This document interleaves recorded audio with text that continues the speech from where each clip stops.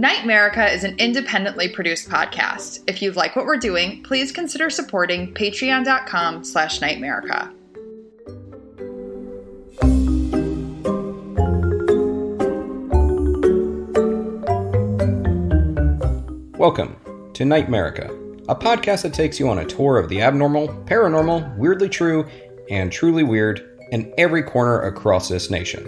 Because whether it's ghosts, aliens, monsters, or monstrous humans, there's something strange in your neighborhood.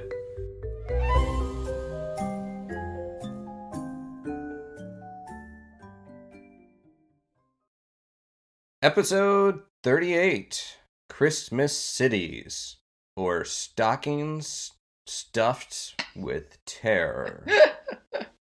Amazon Prime members now get free grocery delivery with a minimum order. You'll get your groceries with 2-hour delivery. So in that time, you can finally figure out where the biblioteca is, learn how to play the acoustic guitar, and I guess get a puka shell necklace. Do a makeup tutorial, but realize halfway contouring is hard, and you're beautiful just as you are. Whatever it is you're doing with your time, your shopper will be carefully picking out your favorite organic meats, produce, dairy, and snacks while providing contactless delivery to your door. Free 2-hour grocery delivery, now with Prime. I felt like I always say this. I feel like I always have a better pun in my back pocket or some sort of wordplay. But Yeah. In this case, I'm just going with Christmas Cities. I like Christmas Cities. It is what it is. It is what it is. And well, yeah, there's a lot of Christmas Cities out there. Oh my gosh, there anyhow, are so many.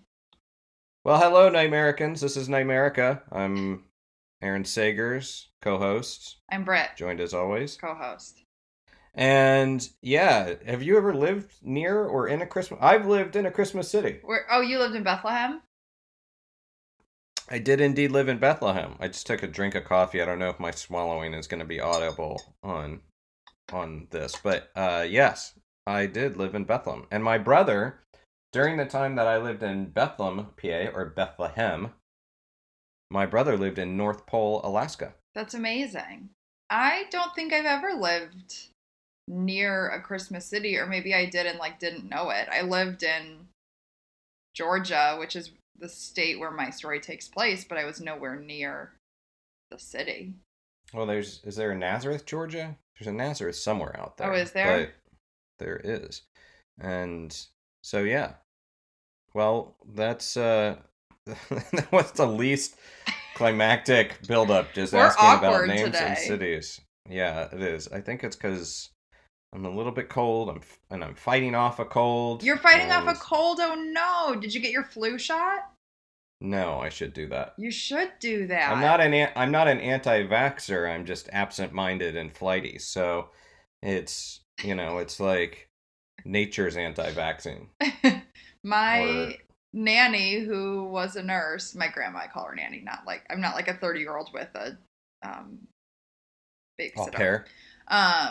But my nanny was a nurse, and she told me that I should get my flu shot, especially this year, because you can get COVID and the flu. Wow. So, Okay, yeah, that's a double whammy. Yeah, All I got it. Thanks, Nanny. From Nanny to NightMericans. Nanny loves you, a Nanny. true crime, too. But Yeah? she doesn't listen to the podcast because I swear, and I think that would upset her.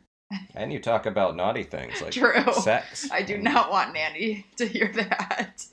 But you know what Nanny should hear, and I think she would appreciate the fact that NightMerica is brought to you in part by Manscaped. And Nanny... Oh my god, I just know. almost spit out my coffee. Don't talk about Manscaped with my sweet grandma. She quilts. Well, she probably grew up in a time when no one was manscaping. I'm cutting this out. That's so gross. A veritable forest. Do down not bring there Nanny with into this. With She's the so sweet. men, the gentlemen. I'm not bringing Nanny into it. I'm saying Nanny would probably appreciate Ew. in the time that she was growing up that if men had been taking care of their bits. No, and I'm pieces. not. I'm not going along with this. It's okay. I'm just saying Nanny grew up in a time and I think, you know what? Here we are. We're in the 21st century. We have amazing vaccines. This is the worst intro we've ever done. Really? Because I actually think it's pretty good now that we hit this stride of making you feel awkward about Nanny and Manscaped.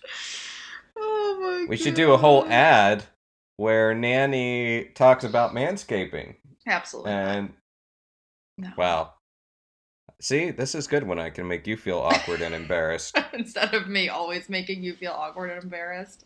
You don't make me feel embarrassed. It's just I have more boundaries about what some of the things I'm willing to talk about. Yeah, I have literally no boundaries. Literally. You have no boundaries. Alexis. Yes. So I mean, I'll share something. This could get me in trouble. I'll share something. Oh my God, yes. I was having a Thanksgiving dinner. We haven't even gotten to the topic yet, but let's just go for it. So I had a limited Thanksgiving dinner, and I had some family members over, and I was mentioning Manscaped. And I don't know if I told you this. No. I was mentioning Manscaped, and there was initial guffaws from some family members. Oh, I don't know about that. I'm like, what? What is so wrong? Yeah, what's wrong about with that? Taking care of? I think that unfairly so, straight men expect when they are dating a lady to be groomed. Yep. And to not pay that same attention to yourself is not only anachronistic, antiquated, it's chauvinistic, I would say. But I'm like, what? So you just it's just like an untamed Ew. forest down there? Ew. I am asking of my family members. And it's like, well, I just use a razor. I'm like, so you want ingrown hairs and razor bumps and cuts down there? Nix the nugs. I did indeed bring up the don't nick your nugs. And then the skin safe ceramic blade in the lawnmower 3.0. Exactly. And I did mention that. I said that because of the ceramic blade, it's less likely to nick your nugs. See, we in NightMerica land, we actually live the product. We don't just talk about it. Anyhow, so here's the other thing about this. I think this will appall you. So here's the worst part. And then another family member was like, well, I remember this one time that, oh God, I can't even believe I'm saying this just because it makes me gag a little bit and just appalling. No. And I remember one time I just used the comb and a lighter just to burn off the excess. And I'm like, what kind of monster are you? Ew. I agree, Britt. I agree. I'm horrified. And I'm like, and who would want to be near you in the smell of your singed bits? Yeah. Absolutely. And I'm like, not. and plus, the Christmas lyric roasting chestnuts on an open fire is not to be taken literally. You know what's so funny? I've been watching a ton of Hallmark movies. I know. Come at me. It's fine. But they roast chestnuts in every single one of these movies. I did not know that was a thing people actually did. I'm not going to come at you. There's nothing wrong with Hallmark movies. I have nothing, I don't judge. But yeah, well, I mean, that's such a trope of Christmas. I never did it. I mean, I have done it. We never did it. I have done it, but I never did it growing up. Chestnuts weren't really a thing in Florida. And I don't want to stir up controversy amongst the pro-chestnut crowd, but I don't even really think chestnuts are all that great. What do they taste like? I don't know if I've ever had one. I can't even really say that I have a distinct taste memory of chestnuts. Just sort of... Is it like the spices they're cooked with kind of thing? Maybe I don't know. Maybe whoever was roasting the chestnuts with me was doing it wrong, but I don't recall a distinct spice. It's not like a Christmassy flavor in my opinion. Maybe it's just all been done wrong. I will say that I am pro eggnog, and it kind of disgusts me a little bit. I know you're not. Yeah. You've got I'm weird with texture. You've got definitely some consistency or it's like mayonnaise. It's a hard no. Your viscous liquids are just not a thing for you. No. Gross. It's kind of... But I love a hot toddy. We've been making hot toddies at home. It's great. Have you ever had eggnog? No, I won't. That's so gross. So eggnog is there's like classic recipes to it that are not as thick as sort of the modern day store-bought eggnog, and they also involve rum a lot of times or some Love sort of rum. bourbon. Yeah, me too. But as much as I enjoy those, I have to say that I grew up with the store-bought carton eggnog, which is really thick, and it's I don't know if guar gum has a particular flavor. It definitely has a consistency, and it's very thick. So it's like you pour it out of the bottle, the jug, and it's like glug glug glug glug glug glug. Oh, it actually just kind of hit my gag reflex. Oh, really? The glug glug. Ew. And so, but I liked it. I liked it's like one of those things that I've had good versions of it, but sort of the cheap version of it is what I remember and what I kind of like. And I haven't gotten any in this season just yet. I haven't gotten any eggnog. I've not really made a hot toddy either. Yeah, I've made quite a few hot toddies. It's been chilly here in New York, so. Yeah, well, I'm still visiting Florida right now. Yeah. I've yet to return to my home in New York, but it is actually rather chilly down here too, which is kind of a ripoff, I have to say. Yeah, that is a ripoff. Although I will say it's 70 degrees in Arizona, and my family was wearing puffer vests when I FaceTimed them the other day, so chilliness is all individual, I guess. Relative. Yeah, that's the word I was looking for. Yes, it is. My mother, God love her, she doesn't listen to the podcast, so I can bring her in as a character. Whether it's New York, Florida, she does love talking about the weather, and she will always, like especially in New York, like, oh, is it getting cold? I could really go for some cold down here. I'm like, Mom, you could not. You live in Florida. You've lived in Florida for a long time, and you don't know what cold is anymore. Yeah. Like New York cold, you say that you want it cold, but you don't. You would not be able to survive in the cold that we have to deal with in New York. It's true. Hey, but I'm pro New York anyhow. So, even though I'm not there right now. So, yeah. Okay, well, hey, we're going to talk about, we pretty much have been talking about the topic, which is going to be Christmas cities and Christmas themed cities. Yeah. But before we get into the stories, how about some news? Some news of the weird. And I think this is me, isn't it? This is my job. It is you. And, well, that's okay, because I have a good news story for you. I think you're going to like it. Okay. And it's, it's new news. This is like really just... Oh my God, breaking... Right, I've been waiting for that particular sound effect. So, folks out there, I just want you to know, that's not on a soundboard. No, I know that's it me. sounds... That's like so professionally engineered news break. Wait, is that better? Now it just sounds like jazz, like we're scatting. Brits. Dateline, Israel. Former Israeli space back. I missed it. I'm going to do that again. Just do it normal. Well, no, where's the fun in that? Okay. You did the which also sounds like the McDonald's. You're loving it. We didn't get paid for that. Not sponsored. Give me a Big Mac. No. I have I'm not going to go off on that tangent. I feel like every week, it's probably me. Every week I set out saying, like, we're going to get to this topic. We're going to get to it fast. We're going to make this, really nice and lean. And then it becomes a tangent palooza where I'm like, well, but before we get to the topic, let me tell you this story about something interesting. Last week was good, though. We really kept to it last week. I was proud of us. You're saying that now you're suggesting people don't like the tangents. No, I think people actually really love the tangents.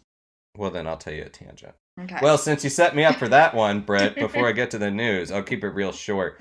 I was recently out and about in Florida. Actually, not out and about. I've been responsible and only keeping to outdoor spaces, but I was at an outdoor drinking establishment, and I had a enough that I have a car down here in Florida that I decided, well, okay, I've had a couple drinks. I'm not going to drive. Smart. And smart, try to be responsible. Yep. And I got an Uber. And it was only a couple minute drive away, maybe 10, 15-minute drive away. I had the Uber because social media, man, social media reached me this time. I was advertised to, and it frickin' worked because I saw a McRib advertisement. Ooh. And I had the Uber driver pull through a McDonald's drive-thru for the first fast food stop I've done in literally years. That's amazing. To get a McRib, and no, not only a McRib in my somewhat inebriated state, but also an order of fries and a chocolate milkshake. Duh. And then I was hating myself for the next several days. Don't hate yourself. I was. When Joe Biden won, Devin and I got very drunk. And we were drunk and watching John Mulaney, because that's what we do. Mm-hmm. And that doesn't sound all that bad so far. It was awesome. I love John Mulaney so much. And we were like starving, and it was like so late, and we got McDonald's delivered. And let me tell you, I did not hate myself. That was one of the best decisions I've ever made. I would not agree with that. As far as I would definitely not put it in the top 50 of my best decisions ever made. Unless I was actively making the decision of, I really want to feel like I've just rubbed a bucket of grease all over my skin. Just wash your hands. If I was making that decision, then yes. But hey, McDonald's advertised with us. Well, it was good. We're making up for it because last week we really badmouthed Grimace and Hamburglar. So we're just, coming up with it. It was tasty, and that milkshake was actually very much the bomb. And I won't lie, like something else I did in my inebriated state was dip a French fry into the milkshake. And I just choked on my coffee. That's a when thing. You said that? It was very much the bomb. Like, hello, fellow kids. This is very much the bomb. Yeah, but that's just how I talk. I say weird things. Don't judge me. Anyhow, Dateline Israel. Former Israeli space security chief says extraterrestrials exist, and Trump knows about it. So this is NBC News, but this is all over the place. This is burning up the news wires, as the kids say. So this report comes from NBC News, and a former Israeli space security chief has this is a little bit of a cheeky line here, guys. Writers has sent eyebrows shooting heavenward by saying somebody needed a better editor on that one, by saying that Earthlings, this is cool. Former Israeli space security chief saying Earthlings, that's us, have been in contact with extraterrestrials from, quote, this is a quote, a galactic federation. Jeez. He goes on to say his name is Haim Ashed, and he was a former head of the Israel Defense Ministry Space Directorate. So he had a pretty legit job. Yeah. Quote, the unidentified flying objects have asked not to publish that they are here, but humanity is not ready yet. This interview ran in Hebrew, and it was published by the Jerusalem Post. And he says the aliens are equally curious about humanity and seeking to understand the fabric of the universe. Is that all? That's, aren't we all trying to understand the fabric of the universe? Although that also sounds like a bit of like what a college student is doing when they're really just spending like 7 years on their undergrad. They're like, I'm just trying to find myself, man. I'm just trying to understand the fabric of the universe, man. No judgment if any of those people listen to us. No, sorry. Especially if your name is Grimace and you're associated with McDonald's. No offense. But so also, apparently there is, so there's this kind of cooperative agreement between us and the aliens. So they don't want us to talk about them yet, our governments, because we're not ready. But there is an agreement, and there is an underground base in the depths of Mars. What? And in that underground base, American astronauts are there, as well as alien representatives. Okay, I don't know about this. And here is the other thing. This is Where legitimately did you get this news. from? This is NBC News, but this is being covered by all the news outlets. This is kind of a big deal as far as a news story. I'm not saying it's real, but the fact that it was somebody in a legitimate position of power saying all this is notable, to say the least. He goes on. Notable, but Trump is also in a legitimate position of power, and he says a You're lot right. of stuff. Well, speaking of Trump, Ashed said that Donald Trump, who would have been briefed on this, was on the, quote, on the verge of revealing this information, but was asked not to in order to prevent mass hysteria. Quote, they have been waiting until today for humanity to develop and reach a stage where we will understand in general what space and spaceships are. All right, that's throwing a little bit of a shit. That's a little patronizing, aliens. Yeah, I know what they are. But they're right. They're I've right. watched Unsolved Mysteries. We're not ready for the Galactic Federation. I'll be the first one to say that. We're not even ready to. I mean, we can't even wear a piece of fabric over our face to protect one another. So we're definitely not ready for a Galactic Federation. But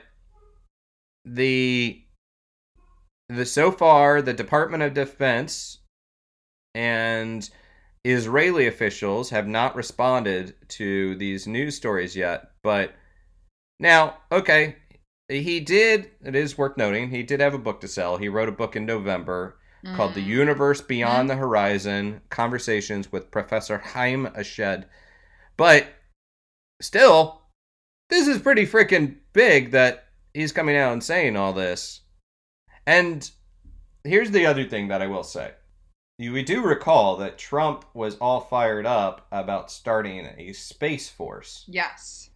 Now, maybe part of that is just to put his name on everything and walk away saying he created Space Force. That is quite possible. But it is interesting that he was so into that notion. And I definitely think if there were going to be anyone who would blurt out the fact that for sure, aliens are real, it would be Trump.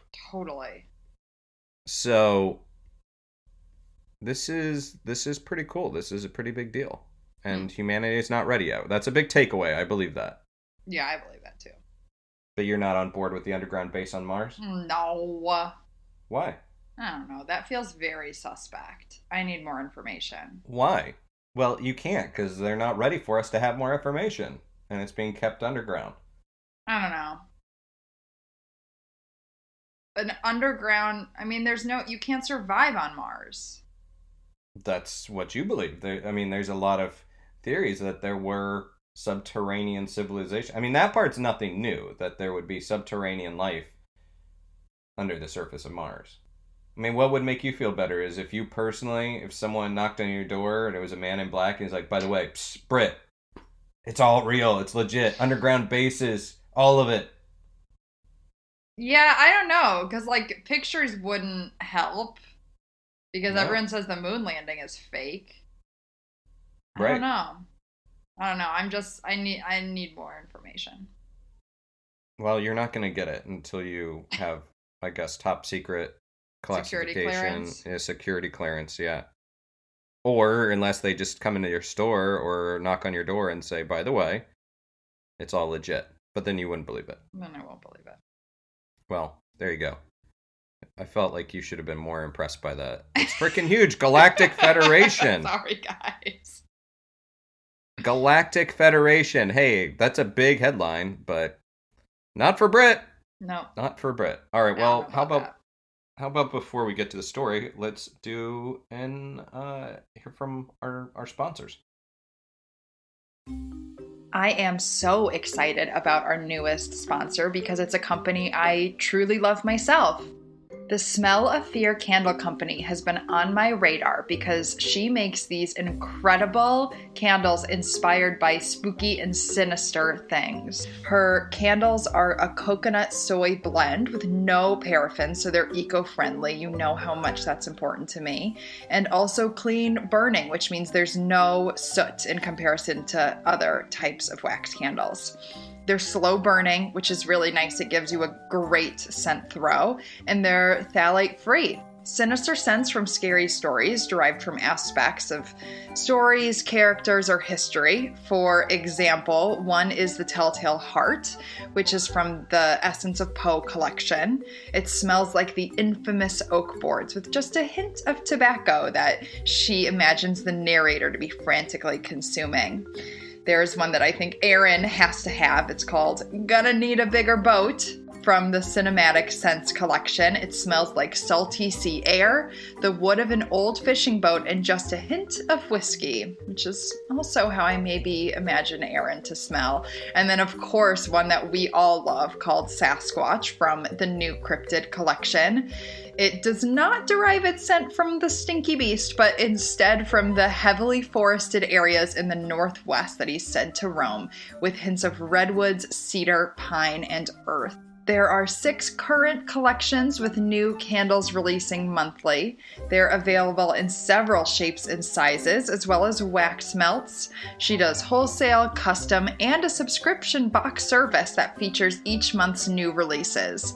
The candles are sold on Etsy and at thesmelloffear.com. The best part is Jillian donates a portion of profits to various nonprofit organizations monthly. So past donations have gone to COVID relief funds, pet rescue organizations, and crisis services. So listeners, if you're looking to gift or give this holiday season, check out thesmelloffear.com and check her out on Instagram at thesmelloffear.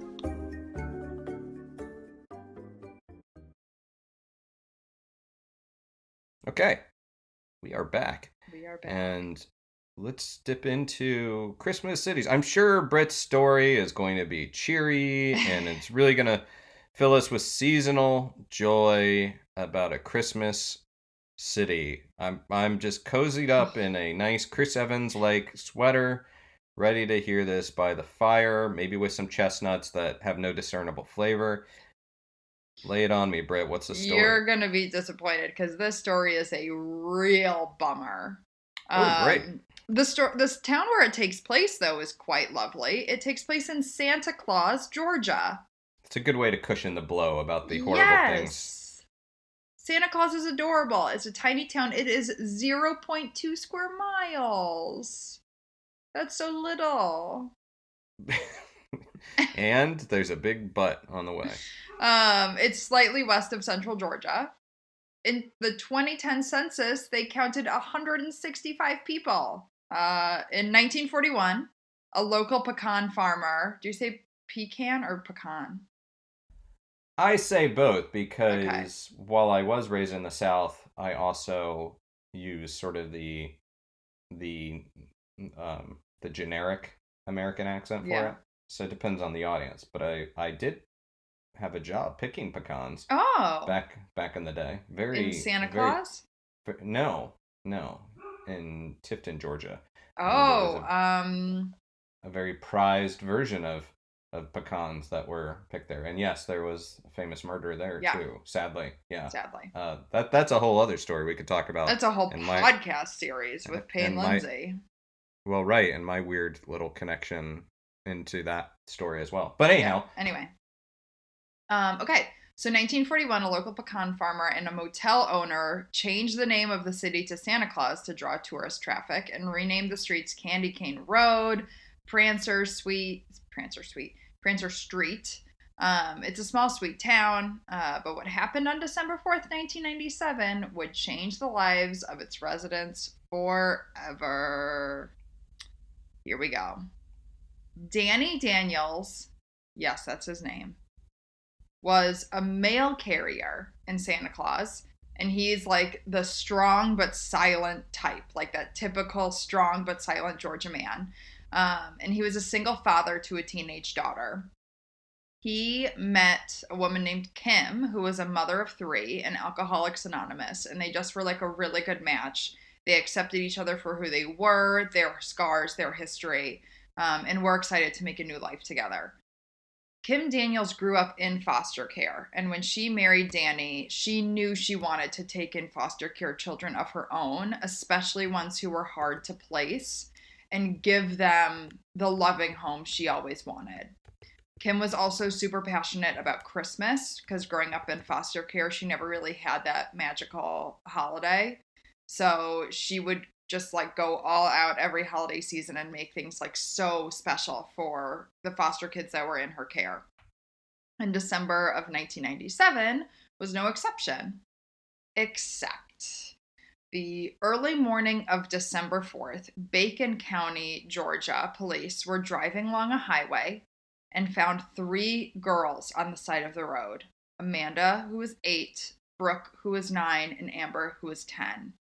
They immediately called Santa Claus Police Department saying, we have 3 girls here who claim to be from Santa Claus. Here's their home address. We want you to do a welfare check on the family. So the police raced over and the house is eerie. It is dark. The front door is open. The police officer walks in and he hears the alarm system going off, music playing from a radio, and a baby crying. Ooh.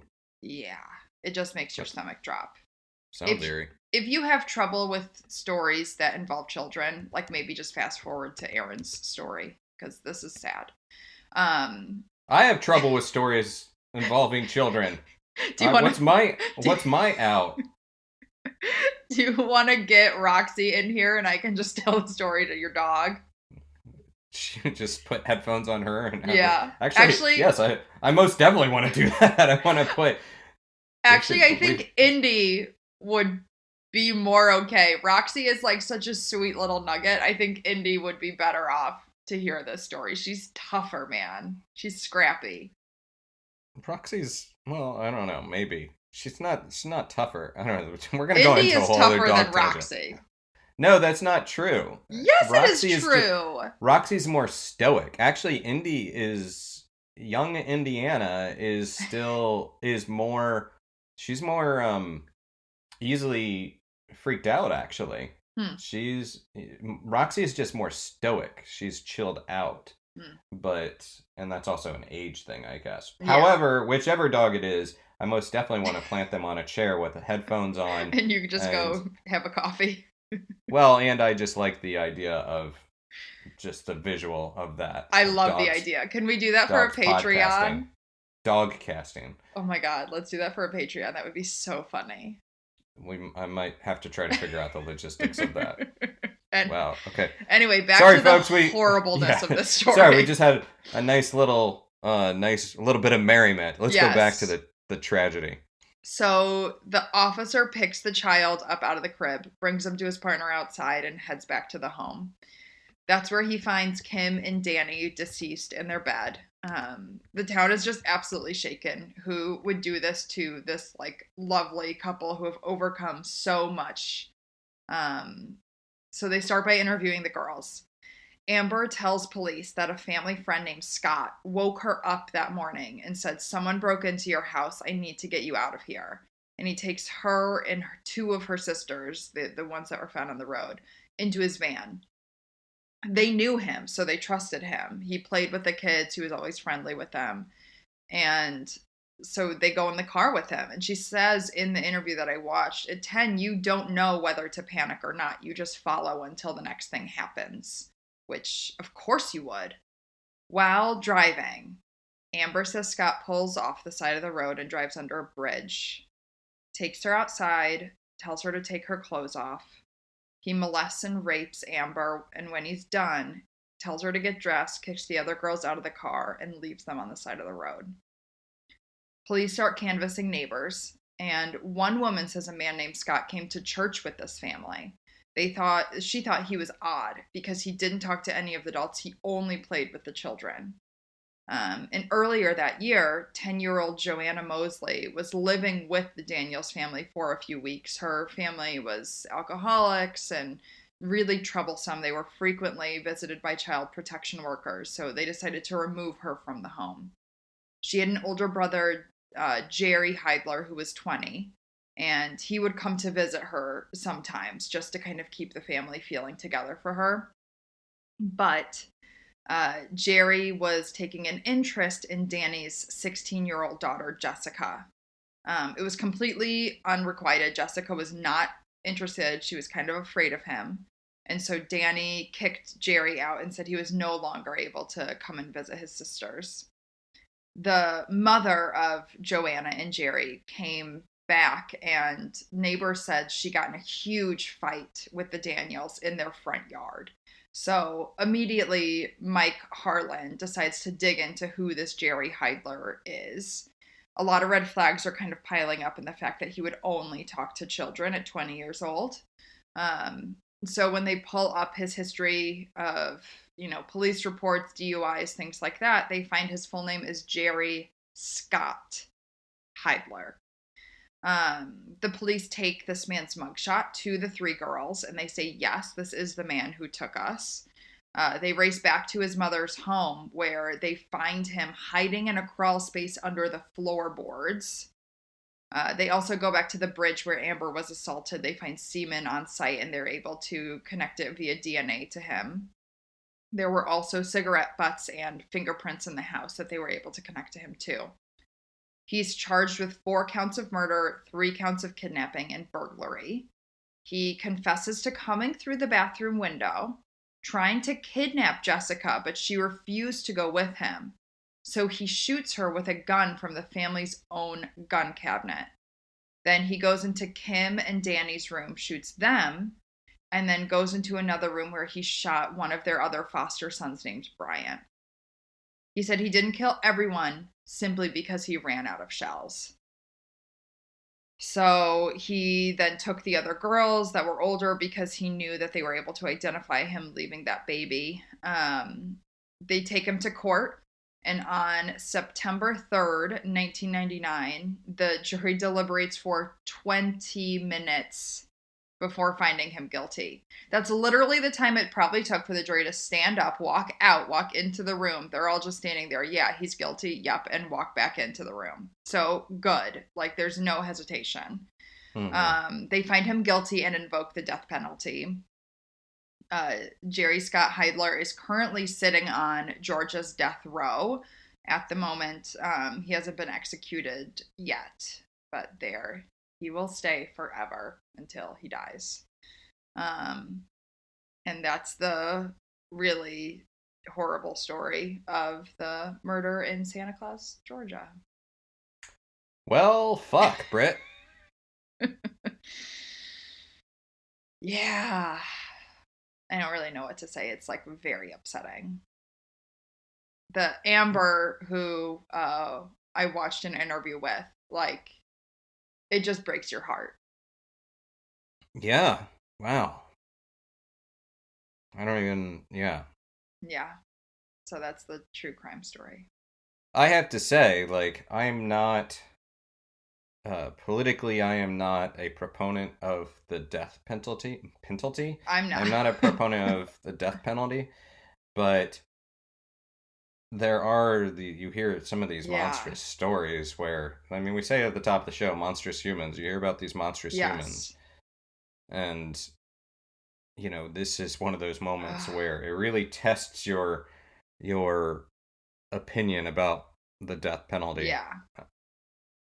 But. Yeah. But I also feel like it's costs more it's more expensive to execute someone as opposed to keeping them alive. Plus, some of these people, I would rather them just exist. Me too. Instead of prison justice, given the out. Prison justice does not fare well for people who hurt children. So. No, I don't know how I feel about. I mean, not that I want to advocate that either, no. but I almost think it's not giving someone the out of live with what you did, removing them from the world. But So did he have a history of mental illness or something that they would believe would at least lay some sort of groundwork for this kind of, not that it excuses it, but that would explain some of this on some psychological level? Yeah, a forensic psychologist that testified said he had 8 of the 9 symptoms of borderline personality disorder, including uncontrolled anger. He also would do like anything he could to avoid abandonment, which I'm sure probably comes from, his upbringing. So I feel like with that, that kind of makes sense that he would try to take Jessica because then, he's not by himself. He would have this person. So he also had past experience of mutilating himself. And he had imaginary friends, which I'm not judging, but with everything else, that kind of comes with it. He also had a pet mouse that he carried around. But I had a pet hamster that I would always carry around. So again, I'm not judging that. No, that humanizes him, which is really the thing about I am in no way excusing, of course, what he did, and in no way saying he's not a deeply disturbed person, but there is that part of you that always wishes somebody who could have helped this person had gotten to him earlier and prevented this from happening. Yes. Getting him on the right meds, getting him in the right facility, getting him the attention before it got to this. And I think that's hard too. It speaks to our system because he came from a low income, low education family, and those are often overlooked, and that's just not fair. It's messed up. And well, this was not a cheery. I think I pitched this idea, and let's talk about Christmas cities, and I think I had. Now? I'm starting to regret it. Well, as we leave Santa Claus, Georgia, for your city, I also want to point out Aaron was looking at pictures of this town, and as you leave town, the sign says Santa Claus, Georgia, the place that loves children. Yeah, that's so creepy. Deeply, macabre. Upsetting. Everything about this is pretty upsetting. Well, before we head into my story, let me just say, something that I've not quite figured out with this podcast, and I imagine you're probably better at it. I don't know, listening to My Favorite Murder and Sinisterhood, how to balance the humor with this horribly crushing, depressing story. And I feel like after hearing all these things, it's like, okay, so on a lighter note, how to transition out of it. They end with fucking hooray. That's how they end the podcast, with their fucking hooray of the week. After that, I'm just like, okay, poop and fart and dick jokes. Woohoo! Let's just, say something really stupid to Let's talk about transition. Grimace. Right. So, well, okay. NightMerica is brought to you by Manscaped. And to talk about the men's grooming kits, we have one of its fiercest fans, Mr. Lawrence Talbot, an actual werewolf from London. Right, love. Cheers for having me on, although I prefer lycanthrope. The whole WW word is a bit unseemly. Although, I should also note, I have been an American citizen for a while now. So that would explain that almost indistinguishable British accent. Anyhow, Larry, I'm surprised you're in wolf form even though there's not a full moon out. That's right. Well, I used to view my condition as a bit of a curse, what with all the hair everywhere. But with the Manscaped Lawnmower 3.0 and its durable skin-safe ceramic blade, which has small teeth, unlike myself, I can be quite the dapper wolf with my crown jewels, if you will, remaining secure.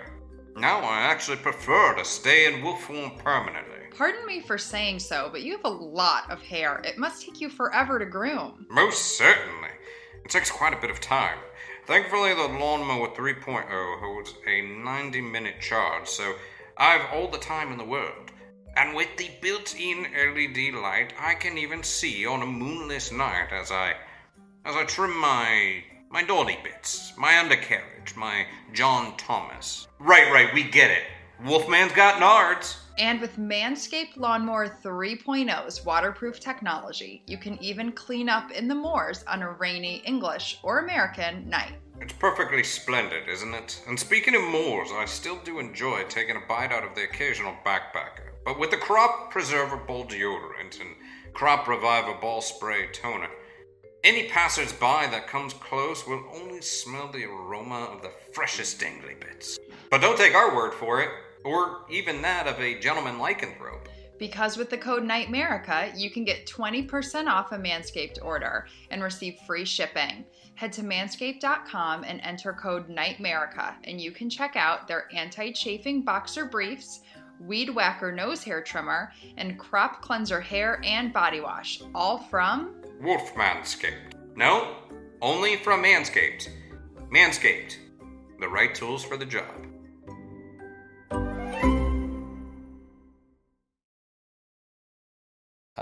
This is less depressing, guys. So here we go. Here we go. Here's a pop quiz for you, Britt. Great, I'm ready. Really? Yeah. I know you're not going to get the answer to this, okay.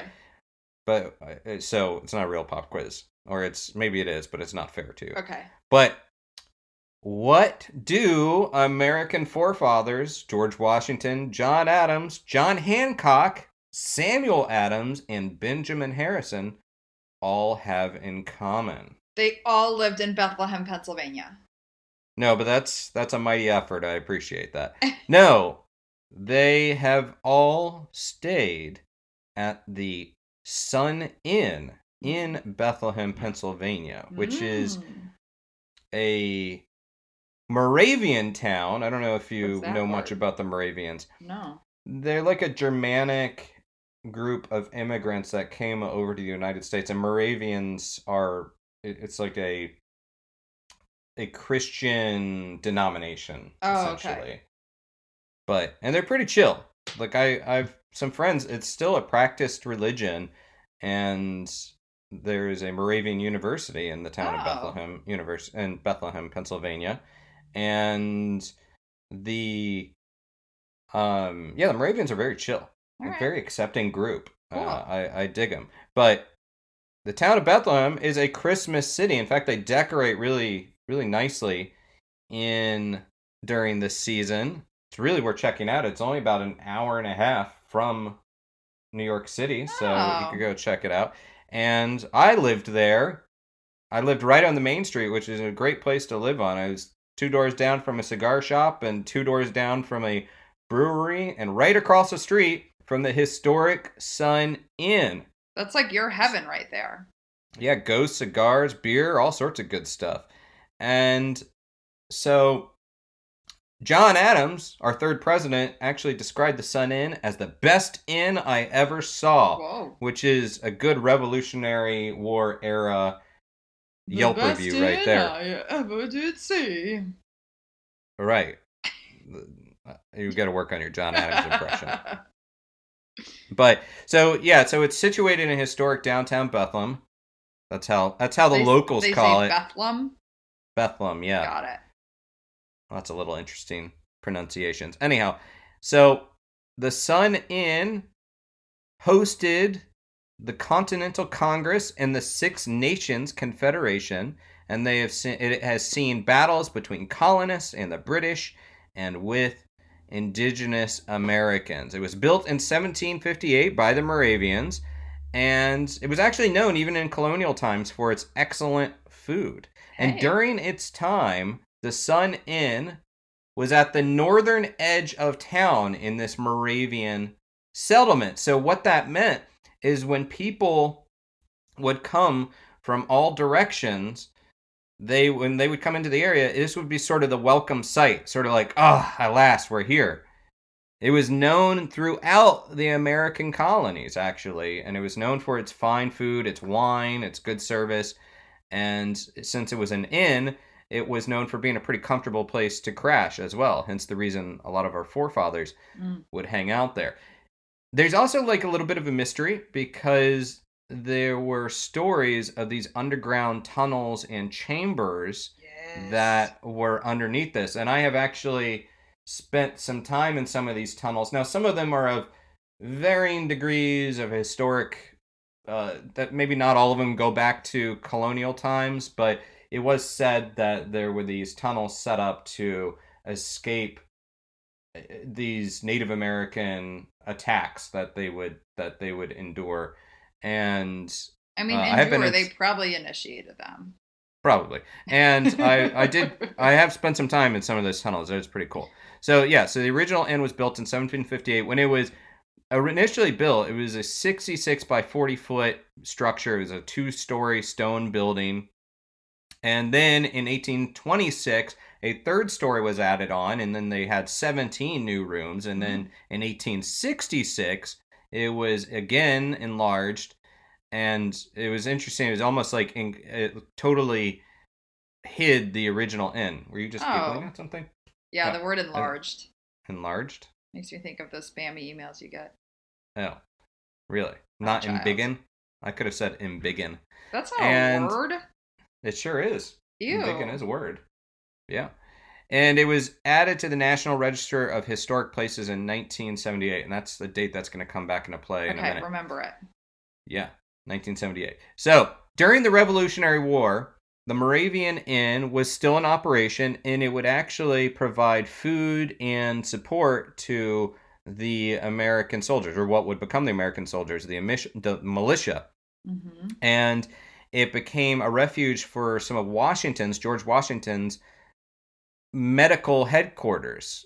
And it became a place for his soldiers that were wounded to get treated, and also for his soldiers to regroup and store some of their supplies. And they also gave shelter to people that were fleeing some of the battles, including the Battle of Brandywine, which was in Philadelphia. And one of the people was the Marquis de Lafayette. Was one of the people that was wounded and took shelter there. Loved him in Hamilton. Yeah. Was he in Hamilton? Yeah. I don't remember. The Marquis de Lafayette? Yeah. Did he have a song? Yeah, he does have a song, and they Which we won't sing here, so we don't get sued by Disney. I think him and Hamilton have a line that's like, immigrants get things done. Oh, okay, yeah, I remember that. Yeah. All right, well, there you go. So, and also kind of interesting, at one point, there was behind the Sun Inn, the Moravian Sun Inn, there was like 900 wagons full of supplies for Washington's army that at one point was parked there. That feels foolish, there's that. Like the other people could have bombed it. Just saying. Yeah, well, probably not a lot of militia planning. Not as much bombing taking place in the Revolutionary War, but there was not so many aerial attacks taking place. I date a military man, and suddenly I think I'm a war expert. Right. So, also, there was a time in 1792, I mentioned the Confederation, the Six Nations Confederations. Well, there was 51 Native American chiefs and warriors and representatives of all of these Six Nations that spent the night at the Sun Inn in 1792. And they were on their way to meet George Washington in Philly. Mm. And then on the way back, they returned to sign this peace treaty, which was said to end the unrest amongst the indigenous people in the area. And they were given the same hospitality and kindness that all guests were to receive. Well, that's the official history. Who knows what actually went down. But so the Battle of Brandywine, I mentioned that a moment ago, that was actually a battle where Washington was defeated, and a lot of the army, like I said, they ended up going and staying at the end. There was also, not really contributed to, it's an interesting bit of history, but there's the Fries Rebellion. I don't know if it's Fries or Freeze. I think it's maybe... I have no idea. Maybe Freeze. But in 1792, there was this tax revolt. The Pennsylvania Dutch people, the farmers, had this tax revolt against the American government and tried to rise up, and then they were kind of squashed. But then they were pardoned. Everybody that was involved in it was pardoned just to keep the peace. But so a lot of history going back to Revolutionary War era, colonial times, and because of all this history around this landmark, the inn is reported to have some guests that never check out, even after their death. This is what we came here for. This is not the history. Screw history. That's no fun. Who wants to learn about history? Blah! American history and the founding of our nation. Whitewashed patriarchy history. Right. So, after 250 years of history, more than, paranormal researchers have gone there, lads. Become a pretty popular spot amongst the paranormal investigators and a lot of people located in the Northeast. And like I said, I lived right across the street from it. So there are historical records of people who have died at the inn, and there is supposedly a person that died in 1897 that they believe is still haunting the location. Now, this is one of those weird things where it's hard to pin it down, but supposedly there is a figure in a white apron that looks dressed in sort of that period attire of the late 1800s and appears in a white apron as a spectral figure that has been seen there.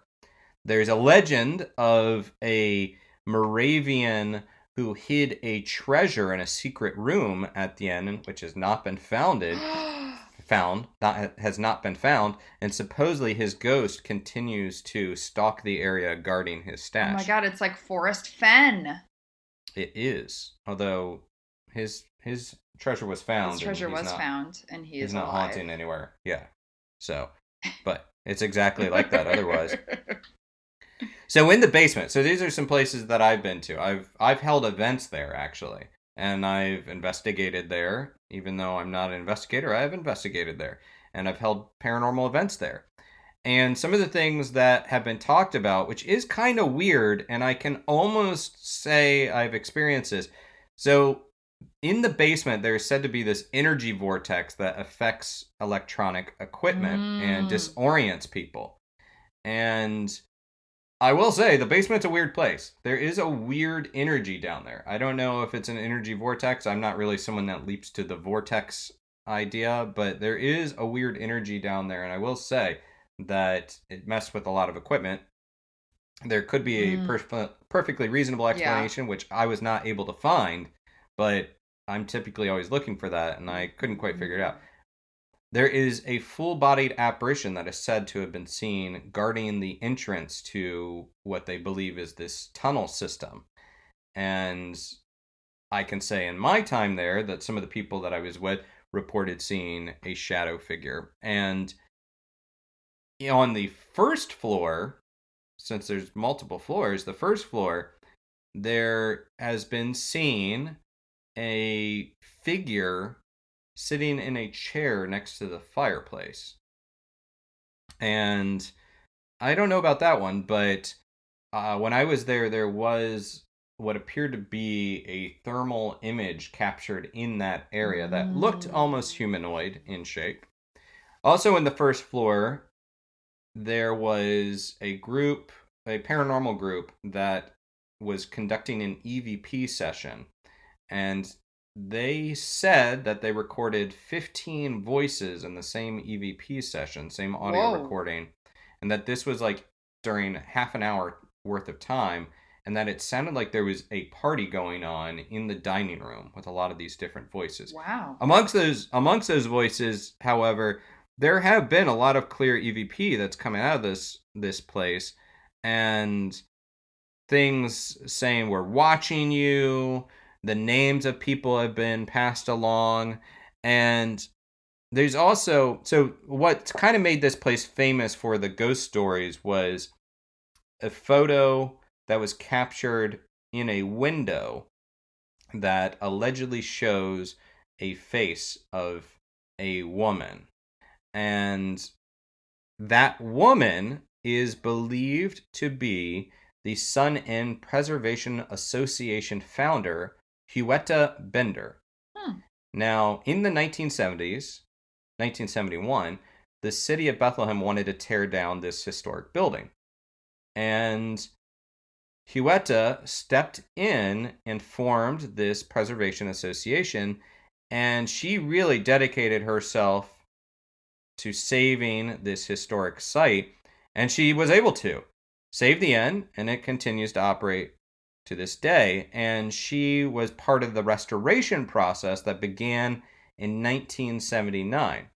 And in June of 1982, the Sun Inn, which had fallen into disrepair before Huetta stepped in, 1982, it was dedicated and reopened. And Huetta lived until 1995 when she died at the age of 89. So in January 2009, there was this photo captured of this woman, and her face was kind of peering out the window, and she appears to have gray hair and glasses. And the then owner of the building, or who was the owner of the building and was leading the Sun Inn Preservation Association at the time, Bucky Solborski, he saw this photo and automatically said, "That's Huetta." Oh. And so she is perhaps the most famous spirit that is said to haunt, and a relatively new spirit considering the couple 100-year history of the place. Now, there's also, on the second floor of this building, there's disembodied voices, there's footsteps that are heard, there's strange light anomalies, and then some say apparitions of uniformed soldiers in that period of clothing.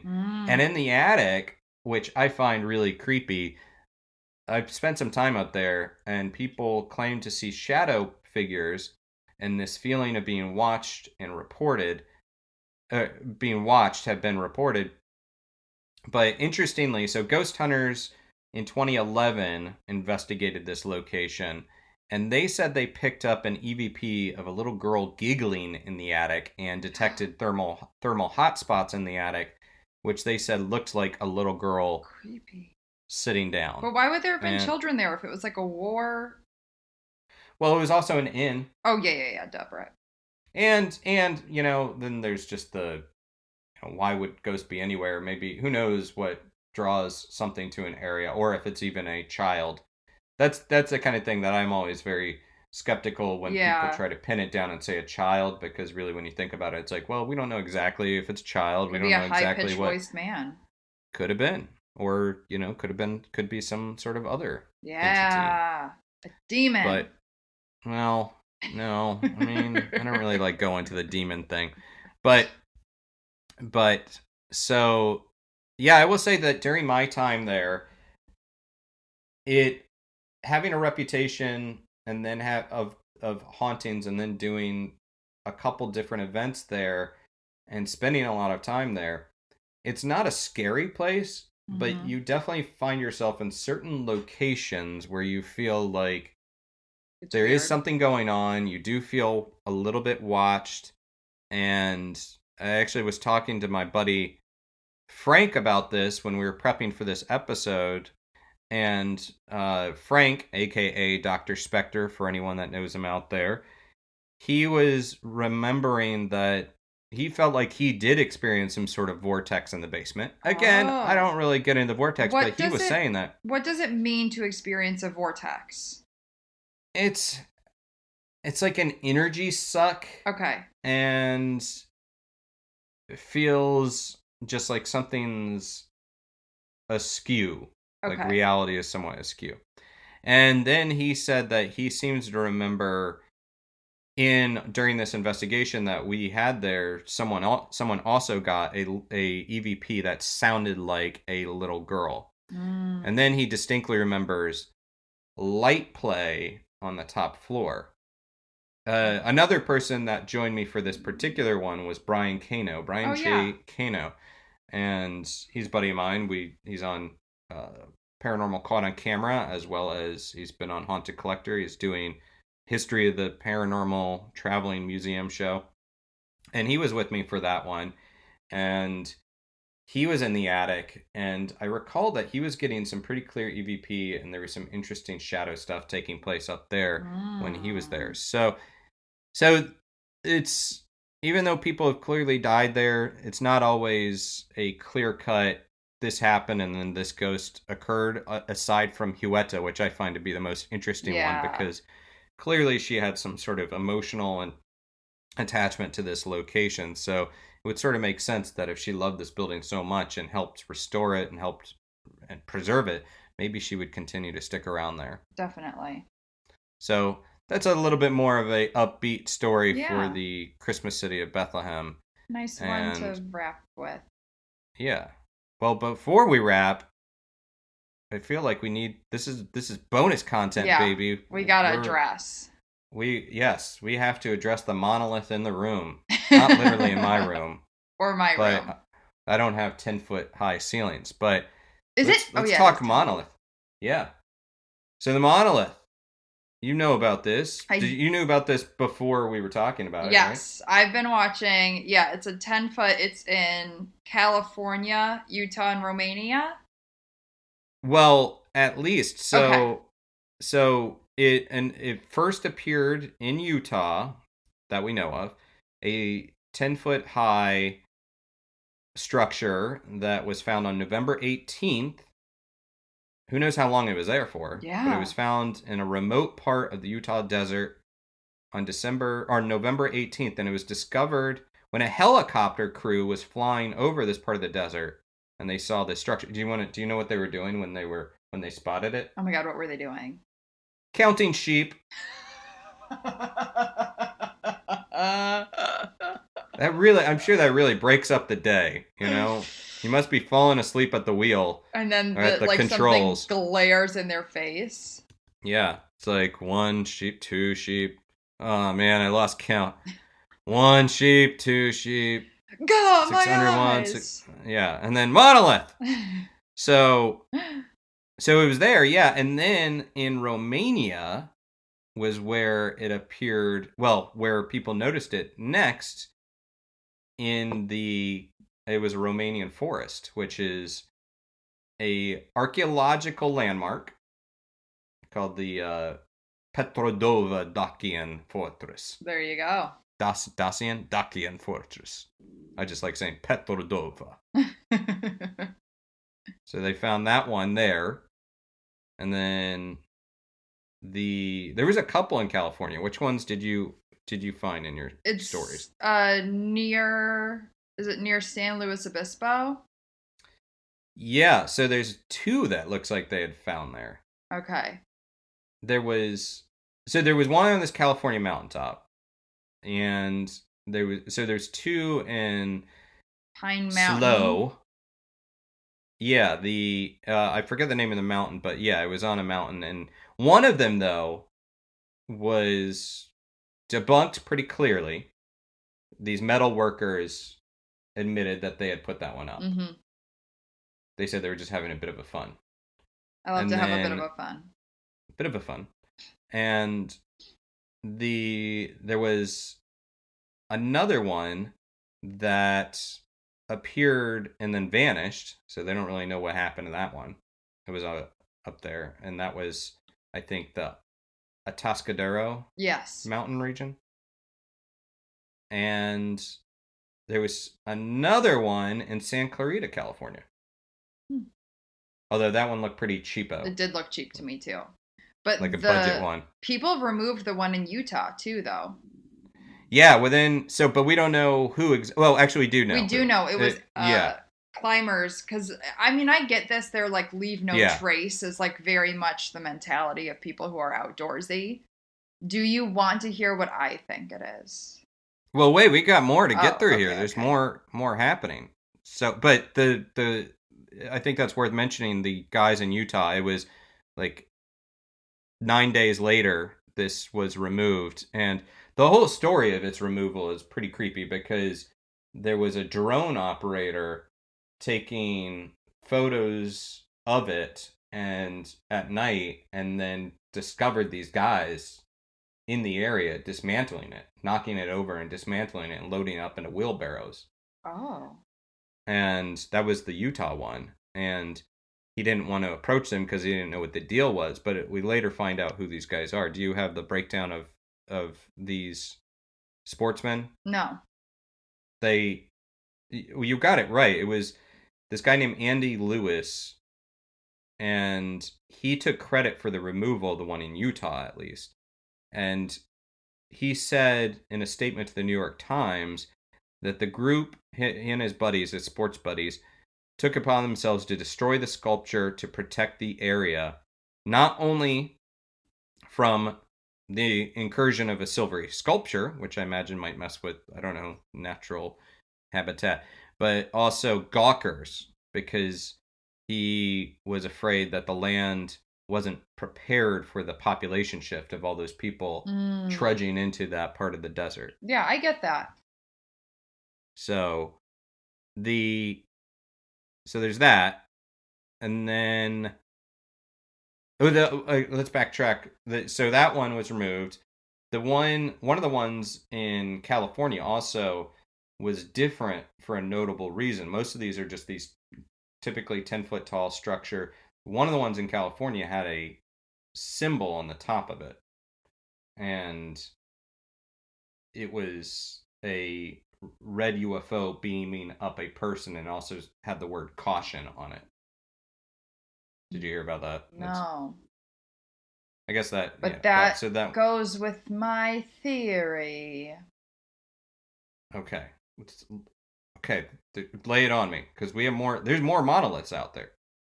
Well, I think that someone is recreating Space Odyssey, and they are doing this for marketing. You mean remaking the movie? Yeah. The Kubrick movie? Yeah. That's what I think. Because there was the monolith in that. It was shaped different, but... You mean, wouldn't that also involve a bunch of monkeys dancing around it and pounding on the ground? Yes, but that's harder to do. They didn't have monkey budget. No, they didn't have monkey budget. These things got to be expensive. So I think it's marketing. Well, Aaron disagrees with me, but he's trying to find a polite way to say it, everybody. Well, so okay, there was supposedly one seen in the Netherlands as well this past weekend. We're recording this on December 8th. And then the newest one was just reported in England, in the Isle of Wight in England. It was on Compton Beach, southwest coast of Isle of Wight. So they're getting around, if that's the case. I've thought about movie marketing. I've thought about viral marketing. And we've seen a lot of that kind of thing in the past. Yeah. The clowns. And say again? The clowns. Wasn't that for it? People that were like walking around in clowns? That wasn't part of the clown frenzy from a couple years ago. But there are these viral marketing things. Probably one of the best ones, if you ever want to look it up, is for The Dark Knight. They did a lot of Harvey Dent. I believe in Harvey Dent stuff, which was pretty fun, pretty cool. But this is why I don't think it's movie marketing this time. Or publicity scheme. I don't think it is because the industry has yet to really ramp up, and there's not something to really put money behind and promote during COVID-19. And I don't think there's a lot of publicity budgets being spent right now. You know, it's such a weird time for the industry. True. Do you think it's an artist? Well, that's certainly where the theories are kind of leaning into. Did you read about this guy? I know Banksy has come out saying he's not part of it. Yeah, that would seem pretty... That's not his thing. That's not Banksy's thing, yeah. I mean, I talk like I know Banksy. I do know someone who knows Banksy, actually. Oh. Yeah. But I don't know Banksy. We've never hung out. Or maybe we have. Maybe you have and you don't know. Yeah. Maybe it's me. Maybe it's you. I should just start asking everyone, are you Banksy? Just to get that They're out of not the way. gonna Hey, nice to say. meet you. Are you Banksy? They're not gonna Maybe if you say. put them on the spot and you ask directly. No. Maybe they're just like, I was waiting for someone just to ask me outright. Britt, are you Banksy? No. No. Cool. I noticed you didn't ask me. You're not Banksy, though. I like that you do not give me credit for being... Out of the two of it, I would be more likely to be Banksy than you would. How so? Because I'm more artsy. Damn. I don't know how I feel about that. When was the last time you did art? When was the last time you did art? I'm literally doing art while we're recording this right now. Oh, that really shows an active participation in this podcast. You're not Banksy, but you're being a little bit of a dick. I'm not being a dick. Listen, the holidays are around the corner. My family expects crafts. Well, so I'm not Banksy for the record. I would be maybe not artistically inclined enough to be Banksy, but I would be. I mean, I could create a stencil, I guess. But I certainly would have the travel schedule in most years to be Banksy. That's true. That's true. And I always felt like my weird job always lent itself well to being a spy. Like, I could be, because it's like just a good cover. Yeah, and you're very secretive. I'm not very secretive. I'm just private. Mm-hmm. Anyhow, well, the artist theory is a popular one. There's this Santa Fe-based art collective, I should say, and it goes by the most famous artist. So, very humble, clearly. The most famous artist art collective had previously advertised a 10-foot structure for sale on its website for $45,000. That was monolithic, and it is now marked as sold, which I think, is still potentially part of the scheme. Yeah. A good way to flag themselves. Yeah. So, now, they came out and said, their spokesperson, I can say we are well known for stunts of this nature, and at this time we are offering authentic art objects through a monolith as a service. I cannot issue additional images at this time, but I can promise more on this in the coming days and weeks. Which just sounds like annoyingly mysterious. Yeah. Like, oh, okay, can't comment on that. And then they went on to say to Mashable, this was, what better way to end up this effed up year than let the world briefly think aliens made contact, only to be disappointed that it's just the most famous artist playing tricks again. Or is it aliens and they pulled these out from the hidden corners of Mars and we've just made this podcast come full circle? Right. Maybe. If that's the case, I would like that better than the most famous artist, which I actually think is probably the case. Yeah, I think it is too. These guys, they previously were the ones that changed the Hollywood sign to say Hollyweed. And then they also painted an entire Los Angeles block pink. Oh, it's totally these people. So this is definitely part of their shtick. But, so I don't think it's aliens, and I think it's most likely this group of probably stoned artist collectives that really... it's good they went viral, I guess, with this thing, but just their whole attitude doesn't really impress me much. But what does impress me much. Right. I know that song. I understood that reference, as Captain America would say.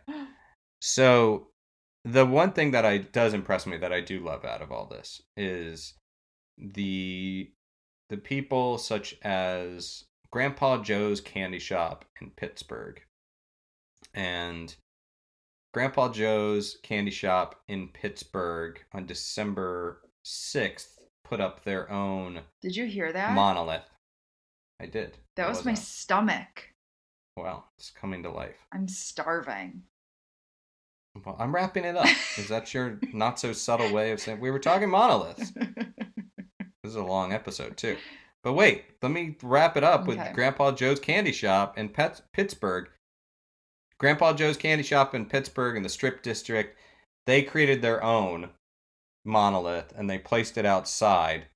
And right away, I got to give the credits owner because the owner's credit because they put it up and it started to go viral. But right away they said, "This is us. We created this. We put this out here." And really, our hope is it's really cool that it's going viral, but we also want to draw attention to small business owners such as ourselves out there.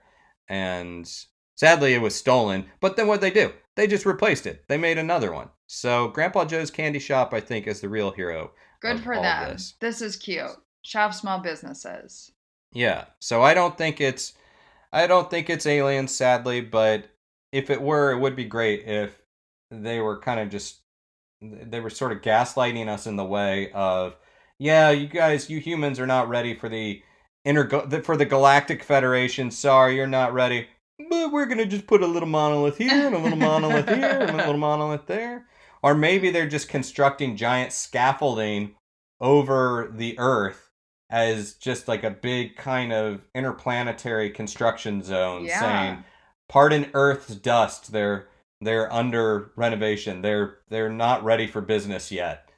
So maybe it's a warning to the rest of the aliens out there. War of the Worlds. Maybe this is like where the tripods are buried under. Maybe. That could be it as well. So have we looked under the monoliths? I think the Utah one they did. It was planted in there. So I don't know how deep they looked, but so okay. Well, that's a little bit of our monolith. The longest episode we've ever recorded.